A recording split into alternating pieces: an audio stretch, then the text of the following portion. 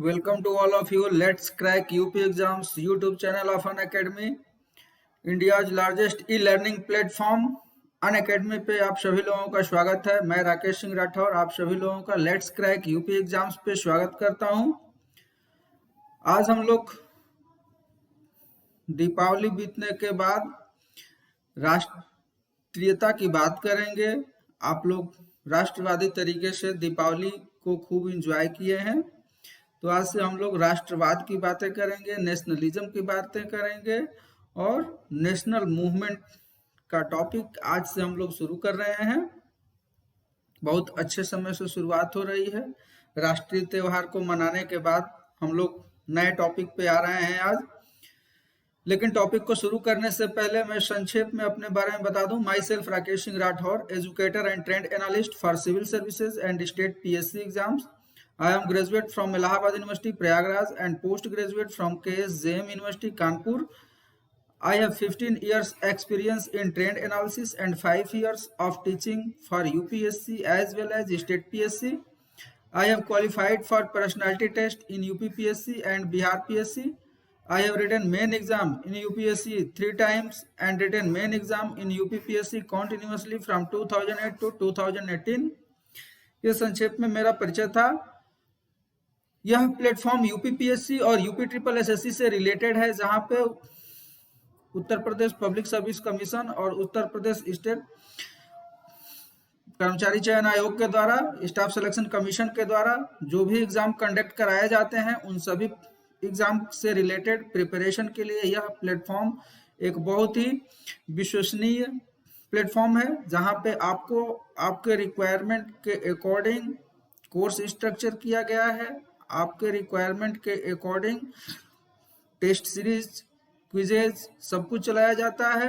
आप इसे देख सकते हैं। यहाँ पे इस प्लेटफॉर्म पे आपको डेली लाइव क्लासेस मिलती हैं। डेली लाइव क्लासेस जहाँ पे आप अपने एजुकेटर के साथ बिल्कुल ऑफलाइन क्लास की तरह एंगेज हो सकते हैं, डिस्कस कर सकते हैं, अपने डाउट को क्लियर कर सकते हैं। साथ ही साथ लाइव टेस्ट और क्विजेज में पार्टिसिपेट करके रेगुलर बेसिस पे आप अपने प्रिपरेशन को एवेलुएट कर सकते हैं। यहाँ पे कई तरह के कोर्स स्ट्रक्चर किए गए हैं। जिस एस्पायरेंट को जैसे कोर्स की आवश्यकता है, जैसी उसकी रिक्वायरमेंट है, वो उसके अकॉर्डिंग कोर्स को सब्सक्राइब कर सकता है। साथ ही साथ इस प्लेटफॉर्म पे अनलिमिटेड एक्सेस दिया जाता है वीडियो का, जिसका एक बड़ा फायदा है कि किसी वजह से अगर आप अपना लाइव क्लास मिस कर जाते हैं, तो लाइव क्लास मिस करने के बावजूद भी आपका सिलेबस इनकम्प्लीट नहीं रहेगा, आप अपना सिलेबस कंप्लीट कर सकते हैं। साथ ही साथ यदि आपका कोई कॉन्सेप्ट क्लियर नहीं हुआ है, तो आप अपने कॉन्सेप्ट को भी क्लियर कर सकते हैं। ध्यान रखिए कि इस प्लेटफॉर्म पे सिंगल सब्सक्रिप्शन पे आप किसी भी एजुकेटर के क्लास को ज्वाइन कर सकते हैं, लाइव क्लास अटेंड कर सकते हैं। आपको सिंगल सब्सक्रिप्शन लेना होता है। सिंगल सब्सक्रिप्शन आप लेने के बाद किसी भी एजुकेटर के क्लास को आप अटेंड कर सकते हैं। साथ ही साथ सब्सक्रिप्शन लेने पे आपको क्लास का PDF प्लस मंथली मैगजीन भी प्रोवाइड कराया जाता है। यहाँ पे इंडिया के टॉप एजुकेटर जो काफी ट्रेंड और एक्सपीरियंस्ड हैं, उनके हेल्प से आपके गोल को अचीव कराने में यह प्लेटफॉर्म मदद करता है। इनके मदद से आप अपने गोल को यथाशीघ्र अचीव कर सकते हैं। ये काफी ट्रेंड और एक्सपर्ट एजुकेटर हैं। इन सारी सुविधाओं का लाभ उठाने के लिए आवश्यक है कि आप अनअकैडमी ई-लर्निंग ऐप को अपने मोबाइल में इंस्टॉल करें, और साथ ही साथ आप इंस्टॉल करने के बाद अपना गोल सेलेक्ट करें। आपका गोल होगा यूपीपीएससी, यूपीपीएससी और UP triple SSC. UP triple SSC आपका गोल होगा। इस गोल को सिलेक्ट करने के बाद आप अपना मोबाइल नंबर और ईमेल आईडी जरूर रजिस्टर करिए। ईमेल आईडी और मोबाइल नंबर को रजिस्टर किए बगैर आप लाइव क्लास या अपलोडेड वीडियो देखने में असमर्थ रहेंगे। विशेष करके लर्निंग ऐप पे क्लास अटेंड करने के लिए जो भी फ्री क्लासेस हैं, वो मोबाइल और ईमेल आईडी के जरिए रजिस्टर्ड होकर आप अटेंड कर सकते हैं। तो इन सारी सुविधाओं का लाभ उठाने के लिए आप जरूर लर्निंग ऐप को इंस्टॉल करिए। ये सारी सुविधाएं बहुत ही नॉमिनल चार्जेस पे अवेलेबल हैं। यूपी अनअकैडमी के जो टारगेट है एजुकेशन का डिसेंट्रलाइजेशन करना, इसके वजह से बहुत ही नॉमिनल चार्जेस लिए जाते हैं इस प्लेटफॉर्म के द्वारा। कई तरह के कोर्स स्ट्रक्चर किए गए हैं, 1 month, 3 month, 6 month, 12 month, 24 month. इनमें से 1 मंथ, 3 मंथ, 6 मंथ उनके लिए है जो पहले से कुछ प्रिपरेशन कर चुके हों और एग्जाम के समय अपने आप को अपडेट करना चाहते हैं, या किसी वजह से कुछ सेक्शन उनका कमजोर रह जाता है, उनके लिए है। ये क्रैश कोर्स के रूप में है। लेकिन जो शुरुआत कर रहे हैं अभी जो शुरुआत कर रहे हैं, नए हैं, बेसिक टू एडवांस प्रिपरेशन की आवश्यकता है, उनके लिए 12 मंथ या 24 मंथ का कोर्स अच्छा होगा। ये मेरा पर्सनल रिकमेंडेशन है। अगर आप 12 मंथ का सब्सक्रिप्शन लेते हैं तो ये बहुत ही नॉमिनल चार्जेस पे अवेलेबल है, मात्र 7,000, ओनली 7,000। और 24 मंथ 8,400, यह बहुत ही नॉमिनल चार्जेस हैं। लेकिन इसको भी सब्सक्राइब करने से पहले यदि आप मेरा referral code RKS1 capital letter RKS1 डालते हैं तो आपको इंस्टेंट 10% का डिस्काउंट मिलता है, इंस्टेंट 10% का डिस्काउंट मिलता है, जिससे 7,000 घट के 6,300 रुपये हो जाता है और 8,400 घट के 7,560 रुपये हो जाता है। यह बहुत ही नॉमिनल चार्जेस है। आप इन सारी सुविधाओं का लाभ जरूर उठाइए। अगर पर मंथ के अकॉर्डिंग देखें तो ये 315 रुपये होता है, और इस अगर पर डे के अकॉर्डिंग देखेंगे तो ये नियर अबाउट 10 रुपये आता है। ये सबके लिए अफोर्डेबल है, खास करके ऐसे लोगों के लिए जो कम खर्च में बेहतर तैयारी करना चाहते हैं। यदि आप ऑफलाइन क्लास से आप इसकी तुलना करेंगे तो ऑफलाइन क्लास जहां 1 लाख 2 लाख चार्जेस करते हैं, उसके जगह पे 7,000 8,400 बहुत ही नॉमिनल चार्जेस हैं। ये सबके लिए अफोर्डेबल है, तो आप इन सारी सुविधाओं का लाभ जरूर उठाइए। तो हम लोग आज राष्ट्रवाद की बातें करेंगे।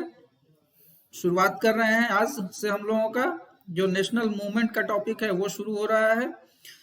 तो इसे आज का जो हमारा टॉपिक है वो सिर्फ नेशनलिज्म पे है कि नेशनलिज्म क्या है और नेशनलिज्म भारत में कैसे आया, भारत में राष्ट्रवाद का विकास कैसे हुआ, उत्थान कैसे हुआ, इसका इमरजेंस कैसे हुआ, the rise of nationalism in India या emergence of nationalism in India. इस टॉपिक को आज हम लोग डिस्कस करेंगे। यह बहुत ही शानदार टॉपिक है, तो आप इसके कॉन्सेप्ट को ध्यान में रखिए, क्योंकि यहाँ इस कॉन्सेप्ट को ध्यान में रखने के बाद आपका जो नेशनल मूवमेंट का टॉपिक है, नेशनल मूवमेंट का टॉपिक तब तक आप बेहतर तरीके से नहीं तैयार कर सकते जब तक कि आपका यह सेक्शन अच्छे से आप समझ न लें, अच्छे से इसको प्रिपेयर न कर लें। अगर आप इस सेक्शन को अच्छे से प्रिपेयर नहीं किए हैं तो आप यकीन मानिए कि पूरा पढ़ लेंगे लेकिन आपका कॉन्सेप्ट क्लियर नहीं होगा। इसलिए इस टॉपिक को बिल्कुल अच्छे से, क्योंकि एक तो ये बहुत ही आसान टॉपिक है, बहुत ही आसान है, और ऊपर से यह पूरे नेशनल मूवमेंट को गाइड करेगा। इसके थ्रू आपकी जो बेहतर समझ होगी नेशनल मूवमेंट का, एक बेहतर समझ के लिए आज के टॉपिक को कंसंट्रेट होकर अच्छे से समझना बहुत ही जरूरी है। तो हम लोग शुरुआत करते हैं। पहला तो हमारा यही है, पहला वर्ड यही है कि नेशनलिज्म क्या है, emergence of nationalism in India, Bharat में राष्ट्रवाद का उत्थान। तो हम पहले ये जान लें कि राष्ट्रवाद होता क्या है, क्योंकि हम पूरी बातें पढ़ जाएं और हमें राष्ट्रवाद ही पता ना रहे, नेशनलिज्म है क्या यही पता ना रहे और पूरा का पूरा कॉन्सेप्ट पढ़ गए तो फिर कोई फायदा नहीं है। नेशनलिज्म को जानना बहुत जरूरी है। तो नेशनलिज्म सिंपल वे में जितनी आपको आवश्यकता है उतनी ही बातें, उतनी ही समझ में। आप यहाँ पे पॉलिटिकल साइंस का क्लास नहीं है, ये हिस्ट्री क्लास है, और इससे बेहतर ढंग से समझने का और कोई जरिया नहीं हो सकता। बहुत संक्षेप में हमें समझना है। तो nationalism is the feeling of unity among the people living in a certain area on the basis of language, religion, caste and race etc. तो नेशनलिज्म क्या है? एक फीलिंग है। किस चीज की फीलिंग है? तो यूनाइट होने की, यूनिटी की फीलिंग है, यूनाइट होने की फीलिंग है, एक भावना है, एकता, एक होने की एक भावना है।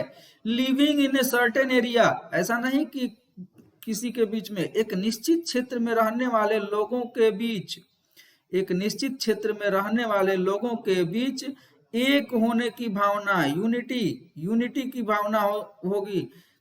इसका बेस क्या क्या हो सकते हैं? तो इसके बेस हो सकते हैं लैंग्वेज, भाषा, रिलीजन, धर्म, कास्ट, जाति, रेस, प्रजाति, ईटीसी या अन्य भी कुछ हो सकता है।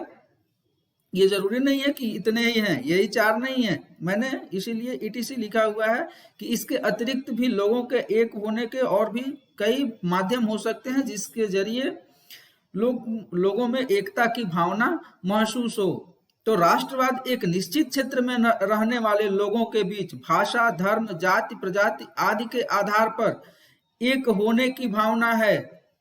किसी को किसी एक ग्राउंड पे या एक से अधिक ग्राउंड पे एक होने की जो भावना है वही भावना राष्ट्रवाद कहलाती है। जैसे जब भारत आजाद हुआ, भारत में हम लोग राष्ट्रवाद पढ़ रहे हैं तो हमें भारत के बारे में जानना चाहिए, दुनिया के बारे में हम नहीं डिस्कस करेंगे। जैसे यूरोप में राष्ट्रवाद आया तो उसका जो बड़ा ग्राउंड था, वो बड़ा ग्राउंड जो था वो भाषा था, लैंग्वेज था। लैंग्वेज के बेस पे यूरोप में राष्ट्रों का गठन हुआ। जैसे फ्रांस का गठन हुआ फ्रेंच लैंग्वेज के बेस पे, इंग्लैंड का इंग्लिश के बेस पे।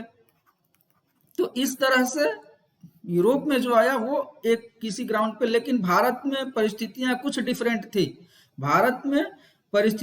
डिफरेंट थी। जैसे यहाँ पे लैंग्वेज के आधार पे एक होने की भावना हो ही नहीं सकती। भारत में बहुत सारी भाषाएं हैं, आप जानते हैं, संस्कृत, तमिल, तेलुगु, बंगाली, मराठी, कन्नड़। तो इस तरह से कई प्रोमिनेंट लैंग्वेज हैं, लगभग 14 से 15 तो प्रोमिनेंट लैंग्वेज हैं, 12 तो आज के डेट में हमारी ऑफिशियल लैंग्वेज हैं। भारत की जो ऑफिशियल लैंग्वेज हैं वो 22 हैं, 22 तो ऑफिशियल लैंग्वेज हैं। और इसके अतिरिक्त अन्य भी कई भाषाएं हैं जिन्हें ऑफिशियल लैंग्वेज के रूप में अभी पहचान नहीं मिली है। तो इस बेस पे, लैंग्वेज के बेस पे एक होने की भावना तो हो ही नहीं सकती, क्योंकि कोई कहेगा संस्कृत तो कोई कहेगा तमिल, कोई कहेगा हिंदी तो कोई कहेगा बंगाली, कोई मराठी। इसमें राष्ट्रवाद की भावना भाषा के आधार पर भारत में नहीं आ सकती थी। ये हम बात समझ गए कि भारत में भाषा के आधार पर जैसे यूरोप में कई राष्ट्रों का गठन हुआ था, वैसा राष्ट्रवाद भारत में पॉसिबल नहीं था। किसी एक भाषा के आधार पर राष्ट्रवाद आ जाए भारत में, यह संभव नहीं था। आप स्वतंत्रता के बाद राष्ट्रभाषा के मुद्दे पे हुए आंदोलन के बारे में पढ़ चुके हैं, मैं आपको पढ़ा चुका हूं, लेकिन वो क्लास लर्निंग ऐप पे चला है। डेवलपमेंट पोस्ट इंडिपेंडेंस हिस्ट्री की जो क्लासेस चली हैं उसमें हमने राष्ट्रवाद के राष्ट्रीय भाषा के प्रश्न, राजभाषा के प्रश्न पे काफी डिटेल डिस्कस किया हुआ है। 1 घंटे का लेक्चर है वो। तो वहां पे हम लोगों ने डिस्कस किया हुआ है कि भाषा के आधार पर तो यूनिटी हो ही नहीं सकती। जब भारत में स्वतंत्रता के बाद भाषा को लेकर के आंदोलन हो गए तो स्वतंत्रता के पहले एक होने की भावना तो भाषा के आधार पर आ नहीं सकती थी। तो भाषा हमारे यहाँ से राष्ट्रवाद के बेस के रूप में भाषा का काम खत्म। जो लैंग्वेज है वो पॉसिबल नहीं है। अब हम दूसरे पे आते हैं, रिलीजन जैसे देख लेते हैं। तो क्या रिलीजन पॉसिबल था? रिलीजन भी पॉसिबल नहीं था कि वही जो भाषा की हालत है वही रिलीजन की भी हालत है। रिलीजन की भी हालत वही है कि भारत में कई धर्म हैं, हिंदू, मुस्लिम, सिख, ईसाई, बौद्ध, जैन, पारसी, बहुत सारे धर्म हैं। तो किस धर्म के आधार पे आप यूनाइट होंगे? किसी एक धर्म को मानने वाले अगर लोग होते तो उस धर्म के आधार पे यूनाइट हो जाते, लेकिन यहाँ पे तो वो बात ही नहीं है। यहाँ पे तो बहुत सारे धर्म भी हैं, भाषा भी नहीं हो सकती, धर्म भी नहीं हो सकता। कास्ट तो हम लोग रोज सुबह शाम पढ़ रहे हैं, रोज हम लोग डिस्कस कर रहे हैं कि पूरा सोशियो रिलीजियस रिफॉर्म मूवमेंट हम लोगों ने डिस्कस कर लिया, और उसका जो एक बड़ा इशू था वो कास्ट था, जातियां थी। सुधार आंदोलन में जाति प्रथा की बात थी। भारत में कम से कम वर्ण के रूप में देखें तो 4 वर्ण हैं, ब्राह्मण, क्षत्रिय, वैश्य, शूद्र। अब ये 4 वर्ण हैं, और इन चारों वर्णों में से किस वर्ण के आधार पे आप राष्ट्र का गठन करना चाहेंगे, आप खुद इसका निर्णय लीजिए। तो आपको पता चलेगा कि हर व्यक्ति कहेगा कि हमारी जो कास्ट है, हमारा जो वर्ण है, उसी के आधार पे हम अपने राष्ट्र का गठन करेंगे। तो यह पॉसिबल हो नहीं पाएगा। कोई इस बात को स्वीकार नहीं करेगा कि आप एक किसी वर्ण के आधार पर, किसी जाति के आधार पर। तो यह भी क्लियर हो गया कि जाति और वर्ण के आधार पर भी भारत में राष्ट्रवाद पॉसिबल नहीं है।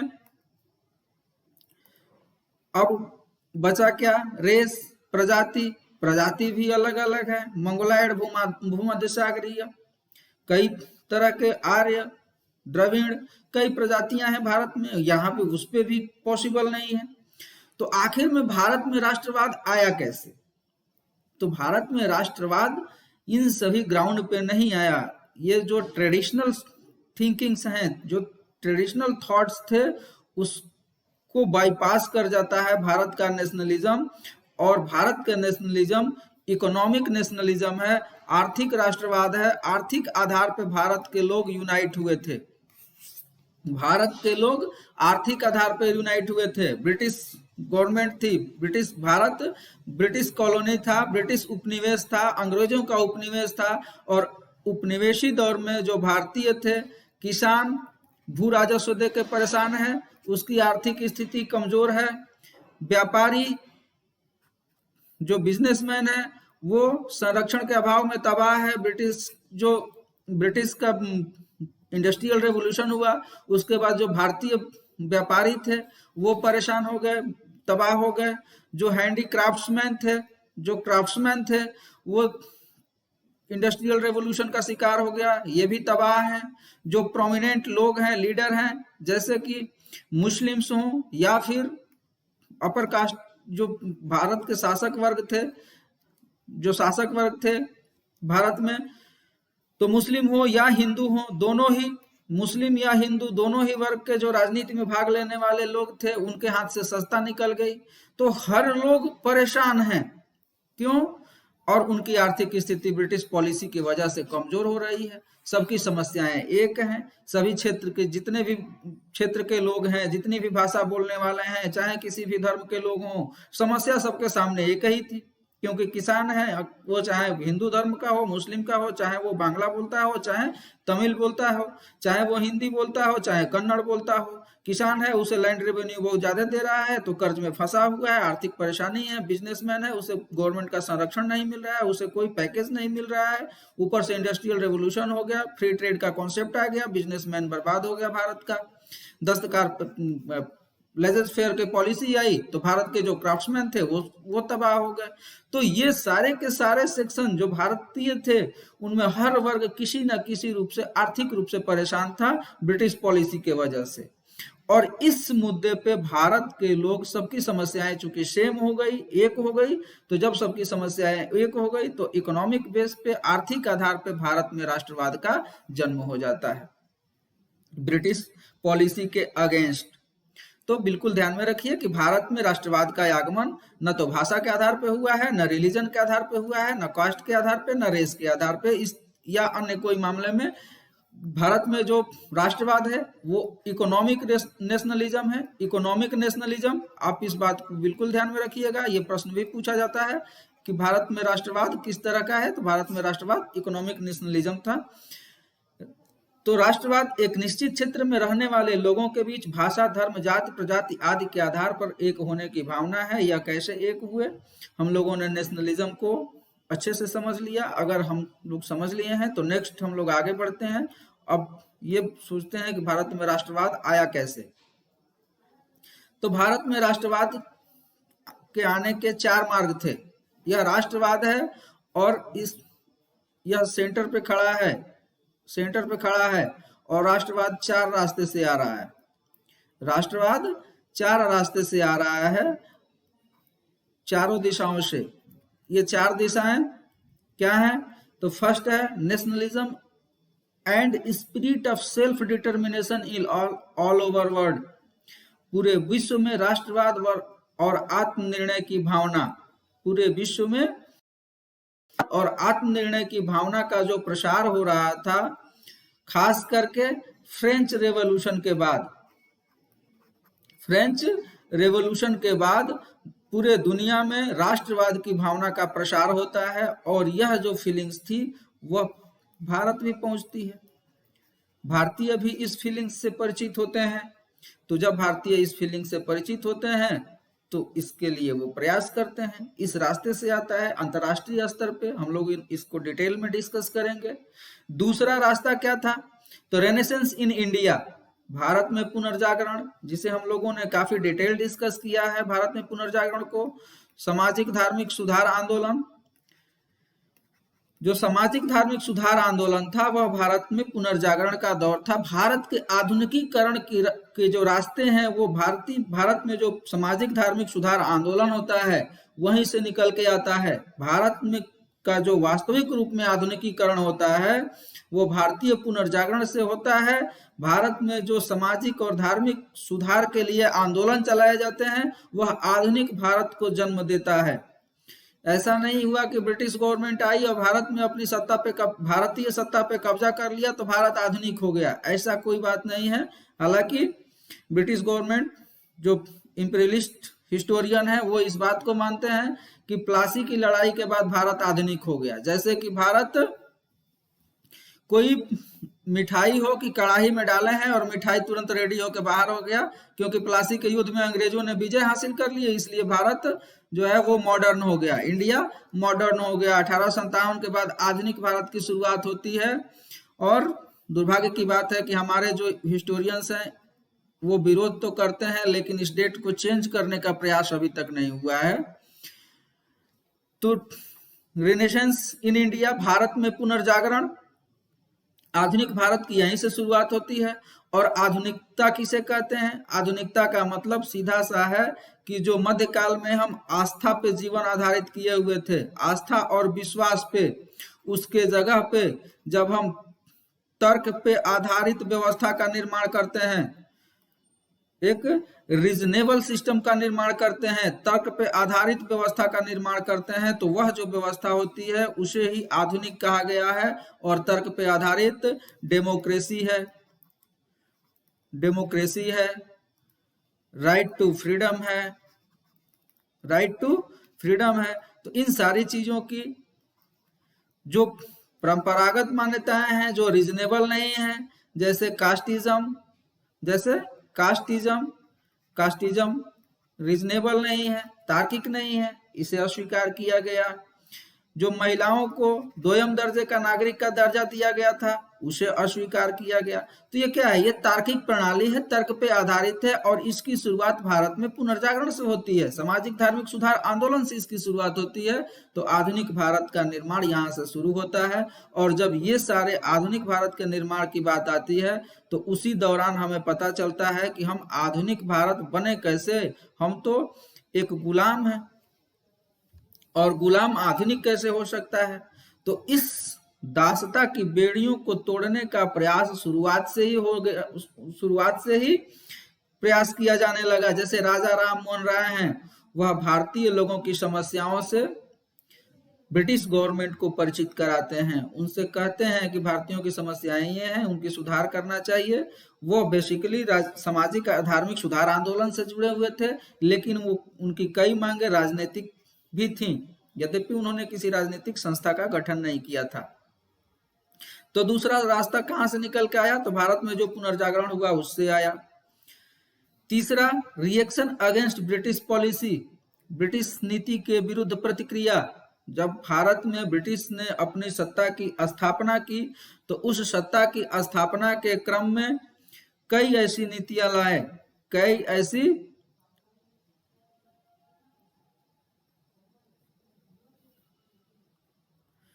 ऐसी नीतियां लाए, जैसे कि land revenue system, taxation policy, racial administrative policy. तो इस तरह की कई ऐसी चीजें थी। रेसिस्ट जो पॉलिसी थी, नस्लवादी नीतियां थी, उन सभी नीतियों के विरुद्ध प्रतिक्रिया के स्वरूप भी भारत में राष्ट्रवाद का आगमन हुआ। क्योंकि वो नीतियां लाई गई तो भारतीयों को ये महसूस हुआ कि यदि हमारी अपनी सरकार होती, हमारी अपनी गवर्नमेंट होती तो एटलीस्ट ऐसी पॉलिसी नहीं बनती। जैसे लेसेस फेयर की पॉलिसी थी, ये लेसेस फेयर की पॉलिसी 1813 में लागू की गई भारत में, और वह ऐसा समय नहीं था जब भारत पूरी दुनिया के बाजार के लिए खोल दिया जाए। अगर भारत की अपनी गवर्नमेंट होती तो ऐसा कभी नहीं होता, लेकिन भारत में लेसेस फेयर की पॉलिसी लागू की गई क्योंकि उसमें जो ब्रिटेन था उसका हित निहित था, उसका इंटरेस्ट था उसमें। और नेक्स्ट जो चौथा रास्ता है वो modernisation of India by the British, modernisation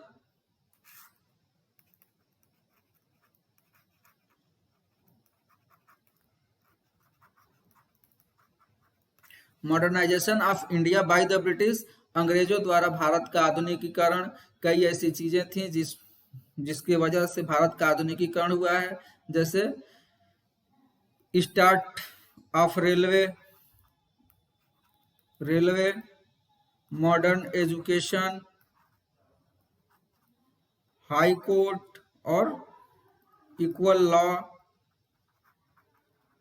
law. तो इस तरह की कई चीजें थी जिसकी वजह से भारत में आधुनिक चीजें भी आई, और ये भारत इस आधुनिकीकरण की प्रक्रिया को भारत ने अपने राष्ट्रवाद के विकास में इस्तेमाल किया। ये भारत पे अपनी पकड़ मजबूत बनाने के लिए ये सारे सिस्टम ला रहे थे। वो इसलिए नहीं कि भारत आधुनिक हो जाए, भारत में राष्ट्रवाद का विकास हो जाए, वो तो इसलिए ला रहे थे कि भारत पे उनकी पकड़ मजबूत हो जाए। रेलवे की शुरुआत इसलिए नहीं हुई कि भारतीयों को का ट्रांसपोर्टेशन सिस्टम बेहतर हो जाए, उन्हें शीघ्रता से यात्रा करने की सहूलियत मिल जाए, ऐसी कोई बात नहीं थी। रेलवे को लाया गया था इसलिए कि दूर दराज के क्षेत्रों से जो एग्रीकल्चर प्रोडक्ट हैं, जो इंडस्ट्रियल रॉ मटेरियल हैं, उन्हें बंदरगाहों तक लाया जा सके। और दूसरी आवश्यकता थी कि यदि कहीं पे विद्रोह होता है तो शीघ्रता से मिलिट्री को पहुंचाया जा सके। ये दो उद्देश्य थे। भारतीयों को सुविधा देना इसका उद्देश्य नहीं था। ये अलग बात है कि उस रेलवे का इस्तेमाल भारतीयों ने अपने पक्ष में किया, राष्ट्रवाद के उत्थान में किया। तो ये सारे तरीके हैं। ये राष्ट्रवाद के 4 रास्ते हैं, 4 मार्ग हैं। आपको ध्यान में रखना है कि जब आप मेंस लिखने जाएं, यहाँ से पीटी में बहुत कम सवाल आते हैं, कभी कभार सवाल आ जाएंगे तो आ जाएंगे। यहाँ से हमेशा मेंस में क्वेश्चन बनते हैं। आप ध्यान रखेंगे कि क्वेश्चन कितने वर्ड में है।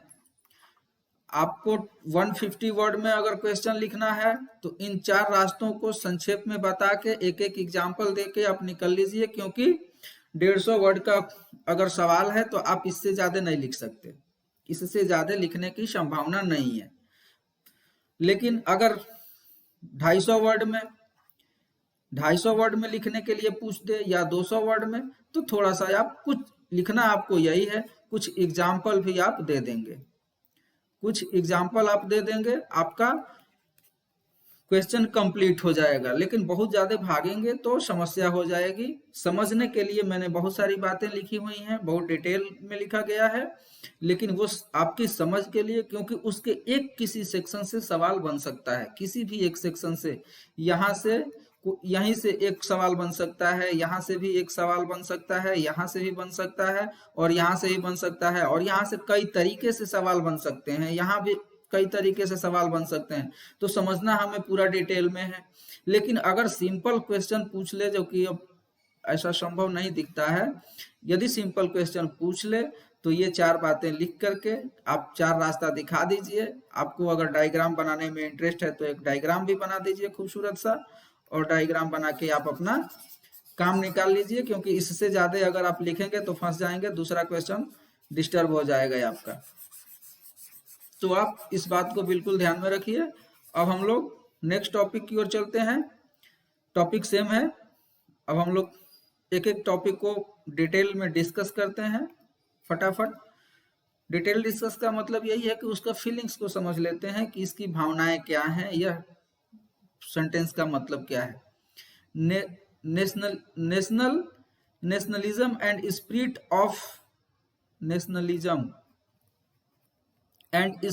Of self determination in all over world, पूरे विश्व में राष्ट्रवाद और आत्मनिर्णय की भावना, जो पहला रास्ता हम लोगों ने डिस्कस किया। तो यह जो भावना थी, उस भावना ने भारत में राष्ट्रवाद का प्रसार कैसे किया। जैसे फ्रेंच रेवोल्यूशन हुआ, फ्रांसीसी क्रांति हुई, यहीं से राष्ट्रवाद की भावना का विकास होता है, तीव्रता से इसका प्रसार होता है। फ्रांसीसी क्रांति होती है, और फ्रांसीसी क्रांति ने लिबर्टी, इक्वलिटी और फ्रेटर्निटी की बात करती है। फ्रांसीसी क्रांति, यहाँ से स्वतंत्रता, समानता और बंधुत्व का नारा बहुत ही फेमस होता है। और यह उदारवादी जो विचार था वह केवल फ्रांस में नहीं रहा, फ्रांस से बाहर निकलता है, पूरे यूरोप में पहुंचता है, और इस नारा के आधार पर यूरोप में जो भी साम्राज्य थे वो ध्वस्त हो जाते हैं फर्स्ट वर्ल्ड वॉर तक आते आते। फर्स्ट वर्ल्ड वार तक आते आते जो भी साम्राज्यिक शक्तियां थीं पूरे यूरोप में वो लगभग समाप्त हो जाती हैं, न के बराबर इंपीरियलिस्ट रह जाते हैं जो यूरोप में अपने साम्राज्य का विस्तार किए हुए थे। यूरोप से बाहर जो साम्राज्य उनका था उसमें बहुत ज्यादा फर्क नहीं आया, लेकिन यूरोप से साम्राज्यवाद समाप्त हो जाता है फ्रेंच रेवोल्यूशन के दौरान। यह स्वतंत्रता, समानता और बंधुत्व की जो भावना थी इसने साम्राज्यों के ध्वंस में बहुत बड़ा रोल प्ले किया। National movement in south America against Spanish and Portuguese imperialism 1820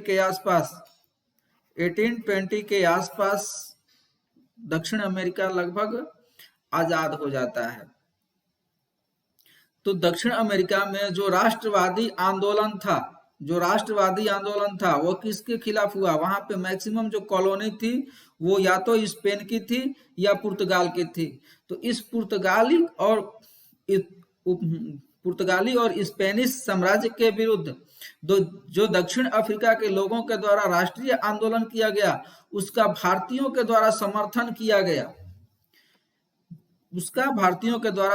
किया गया और ये उन्हें इस आंदोलन से उन्हें प्रेरणा मिली कि ये जो उपनिवेशी ताकतें हैं वो सिर्फ हमारे ऊपर नियंत्रण इसलिए रखे हुए हैं क्योंकि हमसे उन्हें लाभ लेना है और ये हमारे विषय में नहीं सोचते हैं। इसी वजह से दक्षिण अमेरिका में आंदोलन का इन लोगों ने समर्थन किया। इवन राजा राम मोहन राय इसका समर्थन करते हैं। राजा राम मोहन राय इसका जो दक्षिण अमेरिका में स्पेनिश और पुर्तगीज कॉलोनी में जो राष्ट्रीय आंदोलन होता है उसका राजा राम मोहन राय ने ओपन हार्टेड उसका समर्थन करते हैं, सपोर्ट करते हैं, उसके बारे में वो लेख भी लिखते हैं। तो स्पेन और पुर्तगाल के साम्राज्यवाद के विरुद्ध दक्षिण अमेरिका में जो राष्ट्रीय आंदोलन हुआ उसने भी भारत में राष्ट्रवाद की प्रेरणा दी। फ्रीडम स्ट्रगल ऑफ आयरलैंड का स्वतंत्रता संघर्ष जो था वह लगातार, इवन आयरलैंड जब हम लोग राजा राम मोहन राय को सोशल और रिलीजियस रिफॉर्म मूवमेंट में डिस्कस कर रहे थे तो मैं बताया था कि राजा राम मोहन राय इंग्लैंड गए हुए थे तो वहां पे जो ब्रिटिश लैंडलॉर्ड थे वो जो थे वो रहते तो लंदन में थे, ब्रिटेन में रहते थे, और लेकिन जो आयरलैंड की जमीन थी वहां पे उनकी जमींदारियां चलती थी और जो आयरिश थे, जो आयरलैंड के लोग थे, उनका बहुत शोषण किया जा रहा था। तो उनका जब शोषण किया जा रहा था तो इस शोषण को कंट्रोल करने के विरुद्ध ब्रिटिश पार्लियामेंट में एक बिल आया हुआ था और उस बिल के समर्थन में राजा राम मोहन राय ने कहा कि यदि इस बिल को पारित नहीं किया जाता है ब्रिटिश पार्लियामेंट के द्वारा तो मैं तुरंत इंग्लैंड छोड़ के चला जाऊंगा। तो यह बिल्कुल एक प्रेरणा वाली बात थी। और राजा राम मोहन राय उस समय जब ब्रिटिश का कंट्रोल भारत पे बहुत ही मजबूत तरीके से था, उस समय एक भारतीय व्यक्ति किसी दूसरे देश के मामले में ब्रिटिश गवर्नमेंट के सामने अपना प्रपोजल रखता है और इवन धमकी भी देता है। तो यह एक बहुत बड़ी बात थी। और इन सभी घटनाओं ने और इटली का एकीकरण ने भारत में राष्ट्रवाद को बहुत ही ज्यादा मोटिवेट किया। बेसिकली जब भारत में राष्ट्रवाद की चर्चा होती थी तो जो ब्रिटिश थे वो ये मानते थे कि भारत इतने पार्ट में बटा हुआ है कि भारत नाम का कोई राष्ट्र है ही नहीं, यहाँ पे भारत नाम से कोई राष्ट्र नहीं आ सकता। यहाँ पे जाति, धर्म, क्षेत्र, भाषा के आधार पे लोग बहुत ही बड़े पैमाने पे बटे हुए हैं। इवन एक ब्रिटिश ब्यूरोक्रेट थे जॉन स्ट्रेची एक बार अमेरिका गए और अमेरिका में एक विश्वविद्यालय में वो भाषण दे रहे थे। तो यहाँ भारत के बारे में वो बताते हैं कि बेसिकली भारत नाम का कोई राष्ट्र नहीं है, भारत कोई राष्ट्र नहीं है और न उसमें राष्ट्र बनने की कोई संभावना है। लेकिन जब राष्ट्रवाद का भारत में प्रसार होने लगा, थोड़ा बहुत नेशनलिस्ट फीलिंग्स लोगों में दिखाई देने लगी, तो एक अन्य व्यक्ति थे आर कूपलैंड, वो कहते हैं कि भारत में जो राष्ट्रवाद है वो ब्रिटिश संतति है, ब्रिटिश की संतति है, मतलब ब्रिटिश का संतान है, ब्रिटेन की दी हुई, ब्रिटेन की व्यवस्थाओं से इसका जन्म हुआ है। लेकिन आगे वो ये बताना भूल जाते हैं कि यह ऐसा संतान था, भारत में राष्ट्रवाद, ब्रिटेन का ऐसा संतान था जिसे जन्म देते ही माँ छोड़ के निकल गई और इवन उसे दूध पिलाने से भी मना किया। जब दूध न पिलाने के बावजूद भी जब ये आगे बढ़ने लगा तो उसका गला घोटने का भी प्रयास किया। आर्कुप्लैंड पहली वाली लाइन बताने के बाद दूसरी और तीसरी लाइन बताना भूल जाते हैं। उसी तरह से इटली की भी सिचुएशन थी कि इटली को भी एक ज्योग्राफिकल मैप के रूप में माना जाता था, उसे राष्ट्र के रूप में नहीं माना जाता था। कहा जाता था कि इटली एक ज्योग्राफिकल एक्सप्रेशन है, यह कोई राष्ट्र नहीं है, यह एक भौगोलिक अभिव्यक्ति मात्र है इटली। और उसी तरह की फीलिंग्स इंडिया के संदर्भ में भी थी। तो इन दोनों की कंडीशन एक थी। और इटली में जब इटली के एकीकरण के लिए मैजिनी के नेतृत्व में, गैरिबाल्डी के नेतृत्व में आंदोलन होता है, तो जो भारतीय नेतृत्व होता है जिससे सुरेंद्रनाथ बनर्जी, लाला लाजपत राय, इन लोगों ने इटली के एकीकरण के मैजिनी गैरिबाल्डी के प्रयासों का समर्थन करते हैं, उनके पक्ष में कई लेख भी प्रकाशित करते हैं।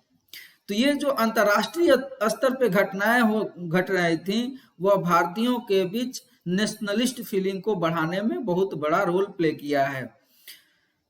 नेक्स्ट पहला रास्ता हम लोगों ने डिस्कस कर लिया। अब दूसरे रास्ते पे हम लोग बात करेंगे कि दूसरा रास्ता हमारा कहां से निकल के आ रहा है।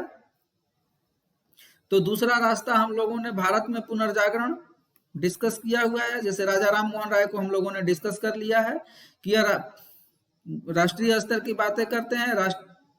ऐसा नहीं है कि कोई राष्ट्रवाद शब्द का ये प्रयोग नहीं करते हैं, लेकिन जो इनकी डिमांड थी उसमें भारतीयता की फील थी, उसमें भारतीयता का पुट था। तो नेशनलिस्ट फीलिंग्स थी इसमें। जैसे ये कहते हैं कि जमींदारों को कहते हैं कि आप जो किसान हैं उनका कर माफ कर दो, उनसे कम कर लो, जबकि ये खुद एक लैंडलॉर्ड फैमिली से बिलोंग करते थे, लेकिन जमींदारों के अगेंस्ट में बात करते हैं।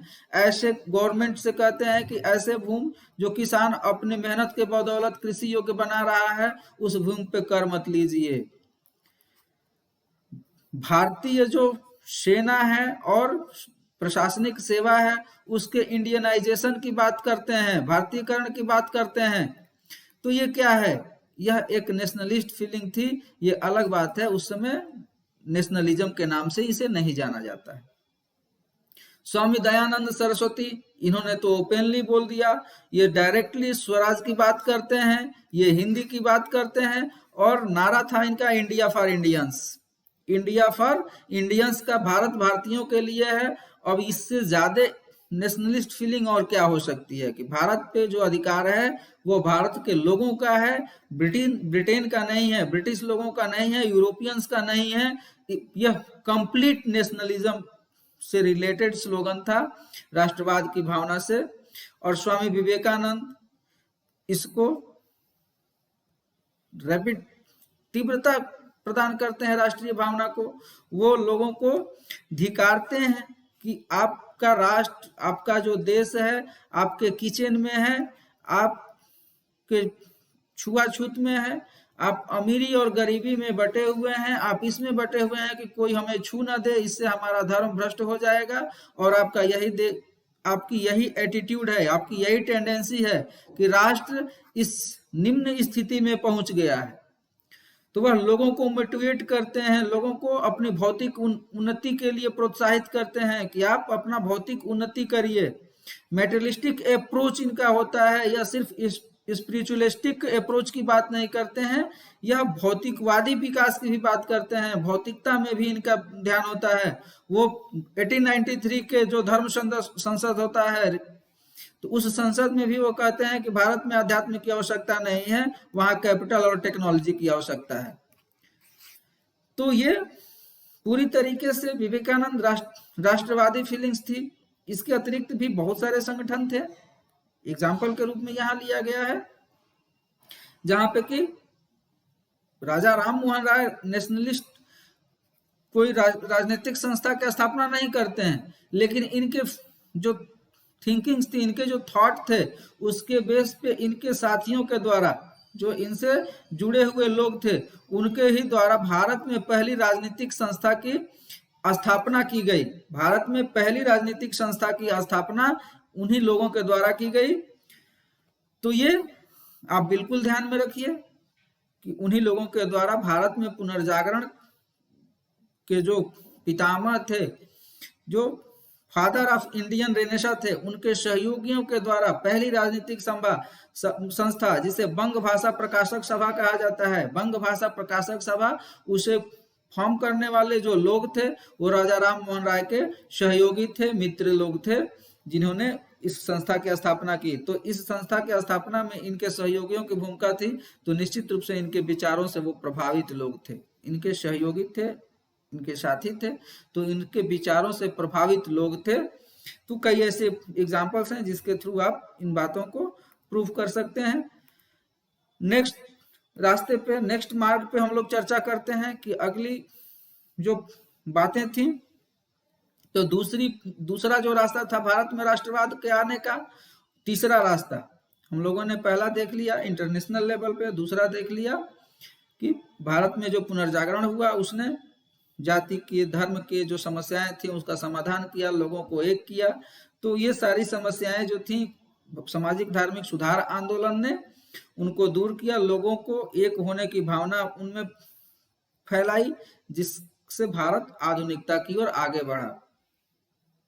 ब्रिटिश नीति के विरुद्ध प्रतिक्रिया, इकोनॉमिक पॉलिसी इनकी जो थी वो क्या थी, लैंड रेवेन्यू सिस्टम, भू राजस्व व्यवस्था। भू राजस्व व्यवस्था इनके तीन तरह की थी।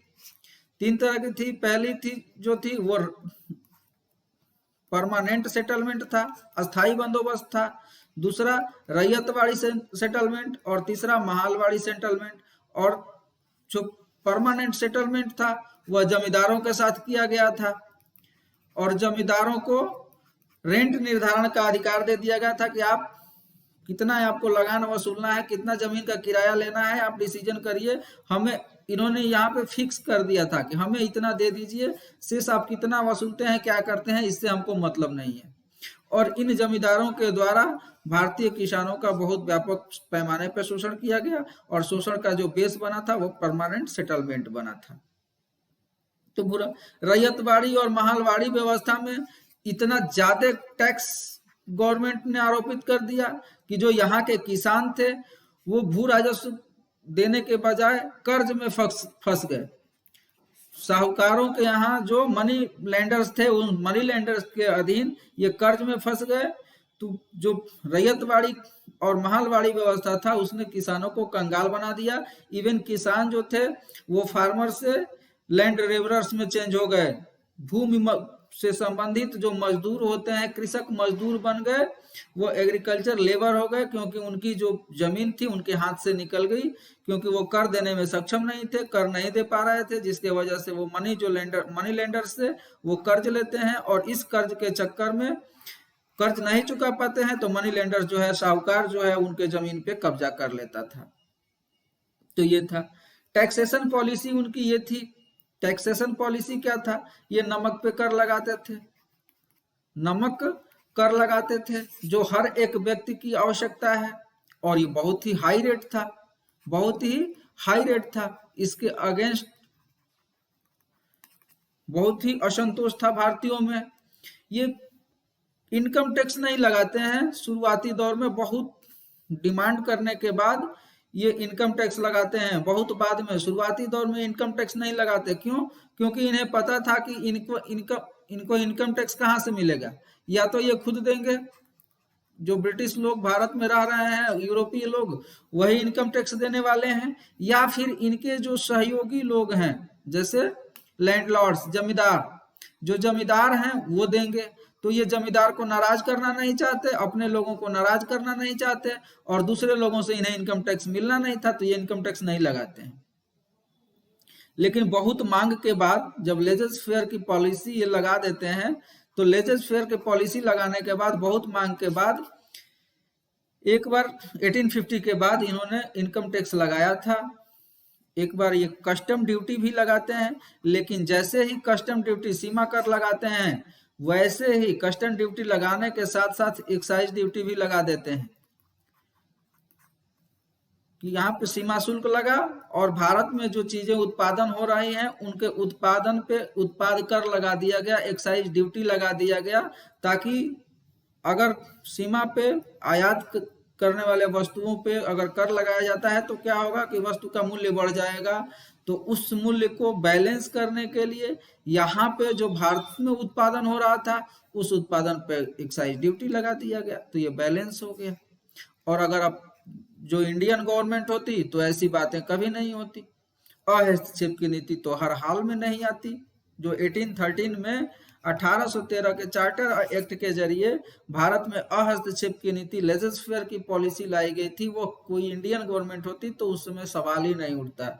तो इस तरह की जो नीतियां थी, आर्थिक जो नीतियां थी, उसने भारतीयों को अर्थव्यवस्था के बारे में सोचने के लिए मजबूर किया। इवन दादा भाई नौरोजी ने इन नीतियों के अगेंस्ट ही आवाज उठाई और भारत में आर्थिक राष्ट्रवाद का जन्म हुआ। इन नीतियों के अगेंस्ट ही भारत में, इन्हीं नीतियों के अगेंस्ट भारत में आर्थिक राष्ट्रवाद का जन्म हुआ। और दादा भाई नौरोजी कहते हैं कि जो अंग्रेज हैं वो भारत को लगातार कर्ज में डुबो रहे हैं। भारत में जो भी चीजें होती हैं वो भारत से जितना चीजें लेके जाते हैं, जितना उत्पादन लेके जाते हैं, जो रेवेन्यू लेके जाते हैं, जो भी कार्य करते हैं वो अपने फायदे में करते हैं और भारत ऋण में डूबा जा रहा है। भारत ऋण में डूबा जा रहा है, लेकिन उससे भारत को कोई फायदा नहीं हो रहा है। भारत कर्ज ले रहा है लगातार, रेलवे की स्थापना के लिए कर्ज ले रहा है, रेलवे की स्थापना के लिए, अंतर्राष्ट्रीय स्तर पे जो युद्ध हो रहे हैं उसमें पार्टिसिपेट करने के लिए कर्ज ले रहा है। भारत अन्य कई क्षेत्रों में कर्ज ले रहा है। तो यह कर्ज तो ले रहा है, लेकिन इस कर्ज से फायदा किसे हो रहा है? तो ब्रिटिश को हो रहा है, ब्रिटिश को हो रहा है।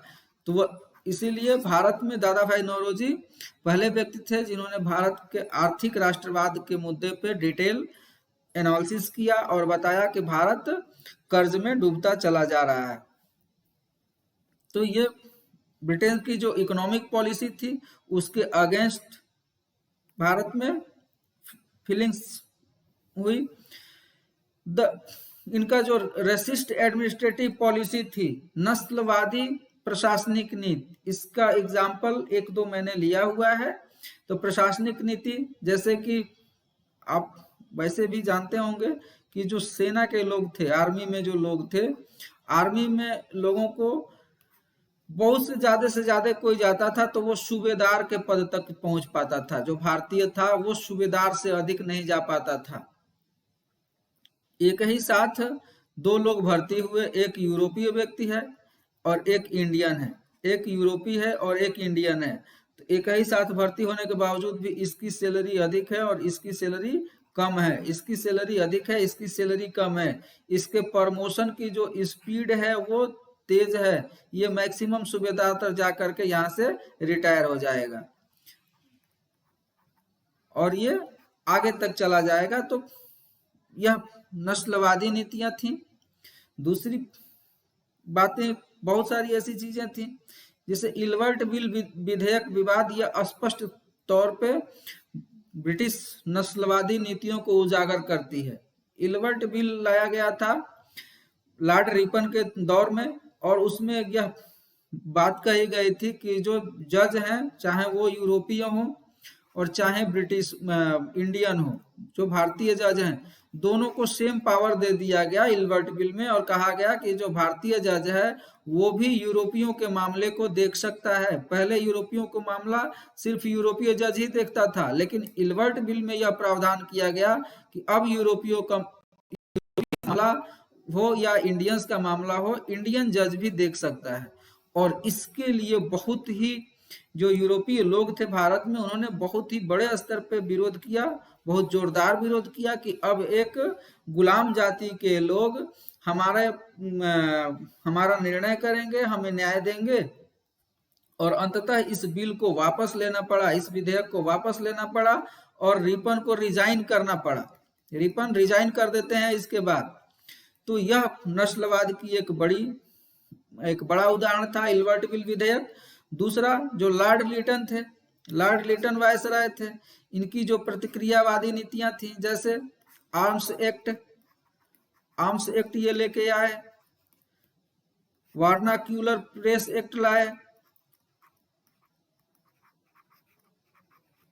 भारतीय भाषा अधिनियम, मतलब जो समाचार पत्र भारतीय भाषा में प्रकाशित हो रहे थे उनके ऊपर बहुत तरीके के बैन लगाया गया, बहुत तरह के कंडीशंस लगा दिए गए। अंततः बहुत सारे उस समय जो पेपर थे देसी भाषा के, जो स्थानीय भाषा के पेपर थे, जो भारतीय भाषा में पेपर निकलते थे, वो लगभग इस वर्नाक्यूलर प्रेस एक्ट के बाद लगभग समाप्त हो गए। बहुत सारे प्रेस चलते रहे तो छुप छुप के चलते रहे, लेकिन उसमें जो देसी भाषा तो वो बिल्कुल डिटेल करना पड़ता था कि यहाँ से हम प्रकाशित कर रहे हैं, इसमें ये बातें लिख रहे हैं। एक तरह से प्रेस को सेंसरशिप, वर्नाक्युलर प्रेस एक्ट के द्वारा प्रेस का सेंसरशिप कर दिया जाता है लॉर्ड लिटन के द्वारा। भारत में लॉर्ड लिटन के दौर में भारत में बहुत बड़ा एक फेमिन हुआ था, अकाल हुआ था 1877-78 में। लेकिन उसी समय लिटन के दौर में भारत में दिल्ली दरबार का आयोजन किया जाता है, दिल्ली दरबार का आयोजन किया जाता है, जबकि आवश्यकता थी कि उस समय जो अकाल से पीड़ित लोग थे उनकी मदद की जाए। लेकिन उस समय जो ब्रिटिश गवर्नमेंट थी वो अपने शानो शौकत पे पैसा खर्च कर रही थी, दिल्ली दरबार का आयोजन किया गया था क्योंकि महारानी आई हुई थी। तो यह नस्लवादी प्रशासनिक नीतियां थी, इनका कुछ उदाहरण था। तो नस्लवादी प्रशासनिक नीतियों के अगेंस्ट ये सारी चीजें तो इंडियंस देख रहे हैं और उनके मन में ये बात आ रही है कि यदि हमारी अपनी गवर्नमेंट होती तो वो फेमिन के लिए काम करती, अकाल में जो लोग फंसे हुए हैं उनके लिए काम करती, न कि दिल्ली दरबार का आयोजन किया जाता, न कि दिल्ली दरबार का आयोजन किया जाता। आप इसका उदाहरण अभी भी देख सकते हैं कि जब हमारी गवर्नमेंट थी, कोरोना पीरियड आया, तो कोरोना में क्या किया जा सकता है, उसने लॉकडाउन किया और लॉकडाउन करने के बाद भी, लॉकडाउन करके ऐसा नहीं हुआ कि उसने छोड़ दिया, लॉकडाउन में लोगों तक उसने फूड ग्रेन्स पहुंचाया, फूड ग्रेन्स हर एक घर घर तक पहुंचाया गया। पीडीएस के जरिए सभी लोगों को मुफ्त, जो लोग भी ये असक्षम थे खरीदने में, परचेज करने में, बिलो पॉवर्टी लाइन के लोग थे, उन सभी लोगों को मुफ्त अनाज उपलब्ध कराया गया कोरोना पीरियड में। ऐसा नहीं हो कि लॉकडाउन लगा दिया गया, उनके आय के साधन समाप्त हो गए और उन्हें ऐसे ही छोड़ दिया गया। तो समस्या जब आई, गवर्नमेंट आपकी थी, तो गवर्नमेंट जब आपकी थी तो उसने न केवल लॉकडाउन लगाया बल्कि आपके लिए खाद्यान्न की सुविधा भी उपलब्ध कराई। इवन महिलाओं के अकाउंट में 500 रुपये भी भेजा जा रहा था। तो केवल अनाज ही नहीं दिया जा रहा है, सब्जी की भी व्यवस्था की जा रही है। तो यह आपकी अपनी गवर्नमेंट थी इसलिए की। लेकिन अगर इसी के जगह पे अगर कोई कॉलोनी होता तो उसे इससे लेना देना नहीं था, वो तो यहाँ पे ना तो लॉकडाउन लगाने के मूड में होती और ना ही फूड ग्रेन्स पहुंचाने के मूड में होती। आपको मरना है मरिए, हमारे लिए जो काम आवश्यक है वो करिए। तो ये सारी चीजें, एक बेहतरीन एग्जाम्पल आपके सामने अभी जस्ट आ गया। तो इस नस्लवादी जो प्रशासनिक नीति थी उसने भारतीयों के बीच ब्रिटिश गवर्नमेंट के अगेंस्ट भारतीयों के बीच बहुत ही असंतोष को जन्म दिया। इस तरह की जो नीतियां थी उसके थ्रू भारतीयों में असंतोष हुआ और उस असंतोष ने कई राजनीतिक संगठनों को जन्म दिया, 1840 के बाद लगभग राजनीतिक रूप से काम करने वाली संस्थाओं का गठन भारत में शुरू हो गया था। और उसमें जैसे जैसे इस तरह की पॉलिसी अपनाई जाती थी ब्रिटिश गवर्नमेंट के द्वारा, जो भारत के लोग थे, जो राष्ट्रवादी सोच के लोग थे, वो नई नई संस्थाओं का गठन करते थे, जिसे हम अगली क्लास में डिस्कस करेंगे। नेक्स्ट, भारत में राष्ट्रवाद के उत्थान में restricting the political right of Indian, भारतीयों को राजनीति में तो राजनीतिक अधिकार देने के लिए वो तैयार ही नहीं थे, इसके लिए तो बहुत फाइट किया गया। इवन 1892 में जाकर के भारतीयों को सदन में बोलने का अधिकार दिया गया कि आप बैठिए, आप कुछ बोल सकते हैं। सिर्फ बोलने का अधिकार दिया गया, वो भी आपका, आप क्या बोल रहे हैं उसे सुनने का अधिकार नहीं था कि कोई दूसरा बैठ के सुन भी रहा है, आप बोलिए, बोलना है जो, उससे उनको कोई मतलब नहीं होता था। तो उनके जो भारतीय लोगों के पॉलिटिकल राइट थे, राजनीतिक अधिकार थे, वो बहुत ही सीमित थे। जैसे कोई भी बिल आया तो उस बिल पे आप, चलिए आपको मौका दिया जाता है कि आप क्वेश्चन कर लीजिए, प्रश्न पूछ लीजिए। 1892 के चार्टर एक्ट में यह बात की गई, इंडिया काउंसिल एक्ट में तो बात की गई कि आप कोई भी बिल आएगा तो आप क्वेश्चन कर सकते हैं, लेकिन इस क्वेश्चन के का आंसर आपको मिलेगा इसकी गारंटी नहीं है। अगर संबंधित व्यक्ति की इच्छा हुई तो आपको आंसर दे दिया, अगर उसकी इच्छा नहीं है तो वो नहीं देगा, इससे कोई फर्क नहीं पड़ता है, वह रिस्पॉन्सिबल नहीं है आपके क्वेश्चन को आंसर करने के लिए। तो पॉलिटिकल राइट बहुत ही बाद में मिला। तो इस तरीके से भारतीयों के राजनीतिक अधिकार को भी सीमित रखा गया। यह अब सांस्कृतिक नीति जो थी, जो कल्चरल पॉलिसी थी भारत की, ब्रिटिश गवर्नमेंट की, वह कल्चर क्या था, कल्चरल पॉलिसी उनकी क्या थी कि भारत में ईसाई धर्म का प्रचार किया जाए। जैसे लॉर्ड मैकाले कहते हैं कि हम रंग रूप से भारतीय लेकिन सोच से अंग्रेज पैदा करना चाहते हैं। उनके एजुकेशन पॉलिसी का ये थीम था। लॉर्ड मैकाले का जो माइन्यूट था एजुकेशन पॉलिसी का, वह इस बात को कहते हैं, वो इतने अहंकार में होते हैं कि वो डायलॉग देते हैं कि भारत और जो एशिया के जो ग्रंथ हैं, जो पुस्तकें हैं, उनमें जो थिंकिंग्स हैं, जो थॉट्स हैं, वो यूरोप के एक अलमीरा में रखे हुए पुस्तकों से ज्यादा नहीं है। इस तरह के अहंकार भरे बातें आई। दूसरी तरफ वो यूटिलिटेरियन नीति को अपनाते हुए जो भारतीय उपलब्धियां थीं उसे भी इग्नोर किया जाता है ब्रिटिश के द्वारा। जबकि शुरुआत भारतीय उपलब्धियों की खोज की Bengal Asiatic Society, sir William Jones ने इसकी स्थापना की थी और उसमें भारत के जो प्राचीन उपलब्धियां थी उस पर बहुत काम किया गया और सारे का उद्घाटन हुआ। इंडस वैली का जानकारी मिली उसी दौर में, इंडस वैली का, चंद्रगुप्त मौर्य जैसे सम्राट के बारे में जानकारी मिली। और इन सभी चीजों पे उनका ध्यान नहीं है, भारतीय उपलब्धियों पे वो चर्चा नहीं करते हैं और इसे इग्नोर करते हैं। कहते हैं कि इंडस वैली का जब आगमन होता है तो वो कहते हैं कि ये एक आयातित सभ्यता थी, यह भारतीयों की अपनी देन नहीं थी, यह भारतीयों की अपनी देन नहीं थी, यह मेसोपोटामिया से आई हुई सभ्यता थी। मतलब भारतीयों में इतनी क्षमता नहीं है कि वो अपने लिए एक इंडस वैली जैसी सभ्यता का विकास कर सकें। वो कहते हैं कि मेसोपोटामिया से आए हुए लोग थे, उन्होंने इंडस वैली को जन्म दिया था, इसमें भारतीयों की बहुत बड़ी भूमिका नहीं थी। लेकिन इसके अगेंस्ट जब ब्रिटिश एजुकेशन पॉलिसी आई, मॉडर्न एजुकेशन पॉलिसी आई, तो भारतीय लोग भी पढ़े और पढ़े लिखे। तो कई ऐसे हिस्टोरियंस भारत में भी पैदा हुए जिन्होंने भारत के जो अतीत है उस पर रिसर्च किया, उस पर काम किया और उसके गौरवशाली इतिहास को लोगों के सामने रखा, जिससे जब वो भारतीयों की उपलब्धियों को इग्नोर किया जाता था तो दूसरी तरफ इसके काट में जो नेशनलिस्ट हिस्टोरियन थे वो कुछ अलग बात रखते थे। उन्होंने रिसर्च किया, काम किया और भारतीय लोगों को बताया कि जैसा ब्रिटिश लोग बता रहे हैं वैसा नहीं है, हमारा इतिहास बहुत ही उज्जवल था, हम लोग ये कार्य कर चुके हैं, हमारी उपलब्धियां ये हैं। तो इस वजह से भी और खास करके ईसाई धर्म के प्रचार के मुद्दे पे लोगों में बहुत ही असंतोष था।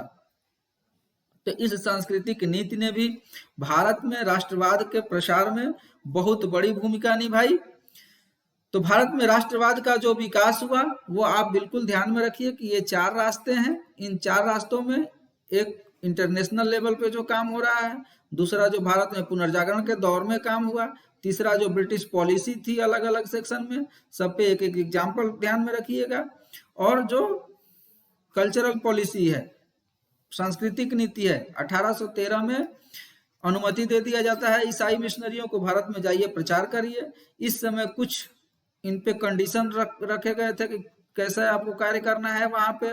लेकिन 1833 में जो भी कंडीशंस थे उन सभी कंडीशंस को हटा दिया गया, उन्हें ओपन कर दिया गया कि आप जो चाहें वो करिए, ईसाई धर्म का प्रचार करिए। एक बड़ा क्षेत्र मिला हुआ है लोगों को ईसाई में कन्वर्ट करने के लिए। तो इन सारी बातों के बाद आज का हमारा जो ये टॉपिक है वो अब समाप्ति की ओर है। अब हम लोग लास्ट चौथे रास्ते को डिस्कस करने वाले हैं, मॉडर्नाइजेशन ऑफ इंडिया, भारत का आधुनिकीकरण। यह ब्रिटेन के द्वारा किए गए कुछ कार्य थे जिसके थ्रू भारत का आधुनिकीकरण हुआ। कुछ सामाजिक धार्मिक सुधार आंदोलन, और कोई एक रास्ता नहीं है भारत में आधुनिकीकरण का। भारत में आधुनिकीकरण कई रास्तों से आया हुआ है। उसमें एक रास्ता सामाजिक धार्मिक सुधार आंदोलन, भारत में पुनर्जागरण जो हुआ उसके रास्ते, और जो दूसरा रास्ता है वो ये है भारत में आधुनिकीकरण कैसे आया। तो development of rapid means of transport and communication, तीव्र परिवहन तथा संचार साधनों का विकास, जैसे रेलवे, टेलीग्राम, अंतर्देशीय पत्र। उस समय डाक अलग अलग दूरी पे अलग अलग चार्जेस थे। टेलीग्राम और जो ब्रिटिश संचार सिस्टम के आने के पहले भारत में जो संचार की व्यवस्था थी, अगर आपको दिल्ली से मुंबई कोई चिट्ठी भेजना है तो उसके लिए मान लीजिए कि चार्ज 5 रुपये है। तो यही दिल्ली से अगर आपको लंदन भेजना है तो ब्रिटिश एरा के पहले लंदन भेजना है तो हो सकता है कि आप 500 रुपया हो जाए। लेकिन जैसे दिल्ली से अगर आप गाजियाबाद भेज रहे हैं या नोएडा भेज रहे हैं तो मान लीजिए कि आपको 50 पैसा देना पड़ रहा है। तो दिल्ली से आपको चंडीगढ़ या फिर इलाहाबाद, प्रयागराज अगर कोई सामान भेजना है तो उसमें अलग अलग चार्जेस दूरी के आधार पे ये डिसाइड होते थे। लेकिन जब नया कम्युनिकेशन सिस्टम आया तो उसमें 2 पैसा फिक्स कर दिया गया। 2 पैसा, अब 2 पैसा में पूरे भारत में आप कहीं भी चिट्ठी और पत्र भेज सकते थे, लेटर भेज सकते थे। टेलीग्राम आया, ये बहुत ही रैपिड सिस्टम था। अब सूचनाओं के प्रसारण का, सूचनाओं को एक जगह से दूसरी जगह तक भेजने का टेलीग्राम बहुत बड़ा माध्यम था और बहुत ही तीव्र साधन था उसके जरिए। रेलवे, तो इन सभी साधनों ने जो भारतीय थे जो अलग अलग क्षेत्रों में बटे हुए थे, एक दूसरे की भाषा से परिचित नहीं थे, या थे भी तो बहुत कम लोग एक दूसरे की भाषा से परिचित थे, उनके बीच जो है वो धीरे धीरे संपर्क बढ़ना शुरू हो गया। जो ट्रांसपोर्ट और कम्युनिकेशन में तीव्रता आई तो भारतीयों के बीच संपर्क में भी तीव्रता आई। मुंबई, कलकत्ता, मद्रास के लोग तीव्रता से आपस में संपर्क में आने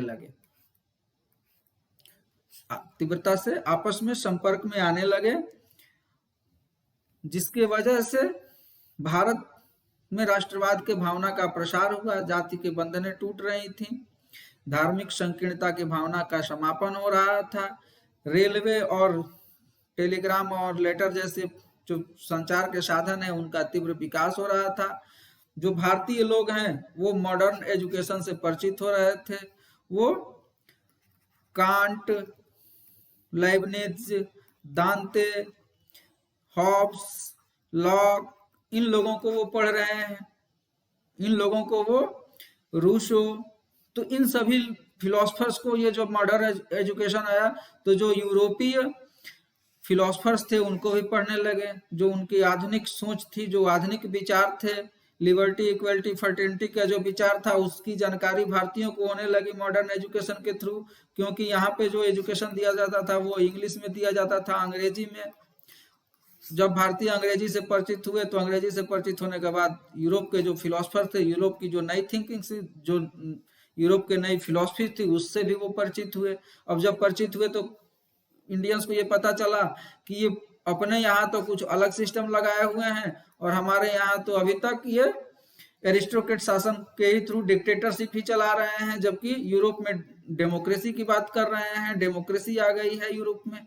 तो इससे भी भारतीय परिचित हुए। ये सारी जो आधुनिक चीजें थी उसने भारत में राष्ट्रवाद के आगमन में बहुत बड़ा रोल प्ले किया। आधुनिक समाचार पत्रों का उभरना, इमरजेंस ऑफ मॉडर्न प्रेस, अभी मैं बताया कि जो लिटन थे वो इस प्रेस से इतने परेशान हुए कि वर्नाक्युलर प्रेस एक्ट उनको लाना पड़ा। ये जो प्रेस थे वो ब्रिटिश जो policy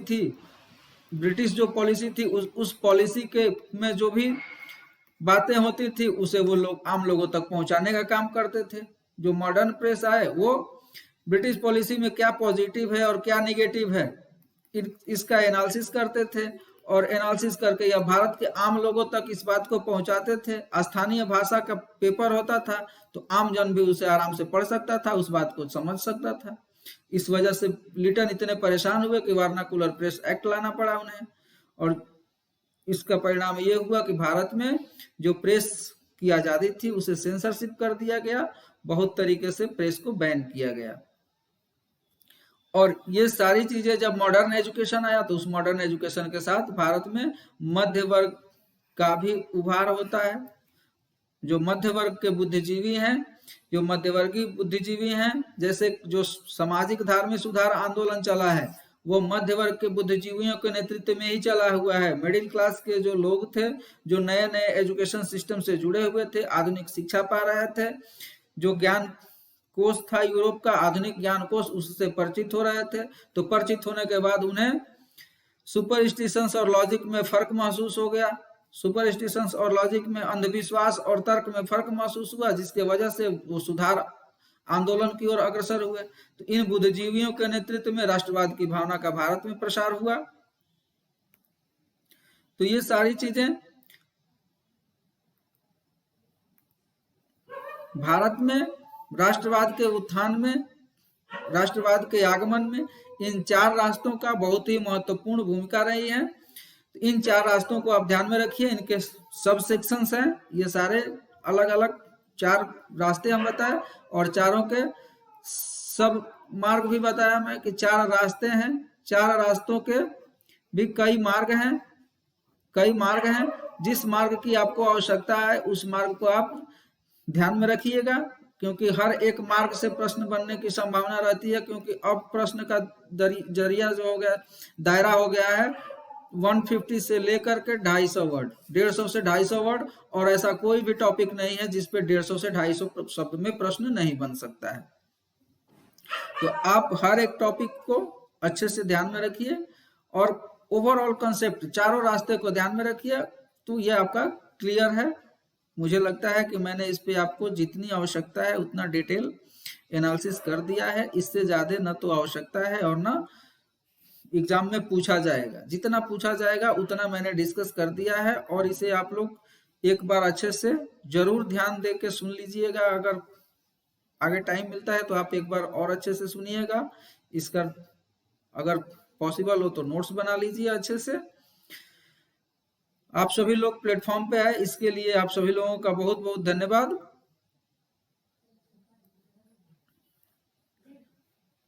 let's crack UP exams पे आने के लिए, लेक्चर को सुनने के लिए, अगर आपको लेक्चर अच्छा लगा हो तो इसे लाइक करिए, शेयर करिए, साथ ही साथ चैनल को सब्सक्राइब जरूर करिए। सब्सक्राइब करने के बाद आप बेल आइकन को दबाना ना भूलें, ताकि आपको क्लास का रेगुलर नोटिफिकेशन मिलता रहे।